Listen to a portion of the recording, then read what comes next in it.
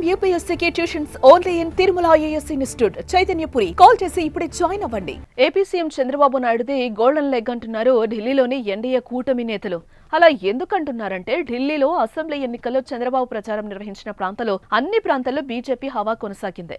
ఢిల్లీలోని షాదార్, విశ్వాస్ నగర్, సంగం విహార్, సహద్రా వంటి ప్రాంతాల్లో బీజేపీకి మద్దతుగా చంద్రబాబు నాయుడు ప్రచారం చేశారు.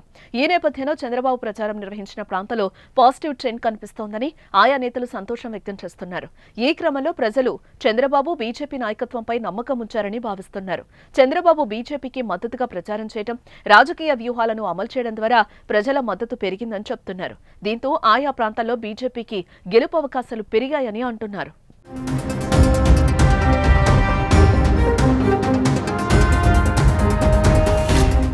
ఇక ఇటీవల ఏపీ సీఎం నారా చంద్రబాబు నాయుడు ఢిల్లీలో బీజేపీ అభ్యర్థుల ప్రచారంలో పాల్గొన్నారు.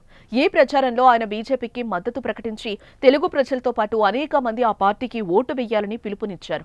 ప్రచారంలో చంద్రబాబు నాయుడు ఢిల్లీ అభివృద్ధి కోసం బీజేపీ అవసరమని, కేజ్రీవాల్ ప్రభుత్వం 10 ఏళ్ల పాలనలో ఢిల్లీని తగిన విధంగా అభివృద్ధి చేయలేదని ఆరోపించారు. తాగునీరు, వాతావరణ కాలుష్యం వంటి సమస్యలను పరిష్కరించడానికి బీజేపీ నాయకత్వం అవసరమని పిలుపునిచ్చారు. ఈ ప్రచారం ద్వారా ఆయన ప్రజల్లో బీజేపీకి మద్దతు పెంచేందుకు కృషి చేశారు.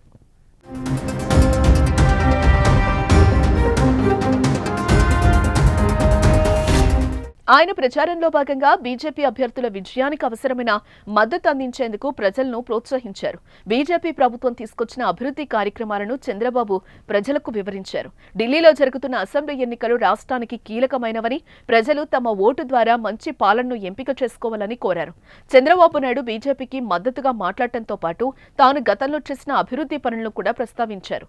ప్రజల సంక్షేమం కోసం తాను ఎప్పుడూ కృషి చేస్తానని, అందుకే బీజేపీకి మద్దతు ఇవ్వాలని ప్రజలకు సూచించారు. ఇలా చంద్రబాబు నాయుడు ప్రచారం చేసిన అన్ని చోట్ల బీజేపీకి కలిసొచ్చిందనే చెప్పాలి.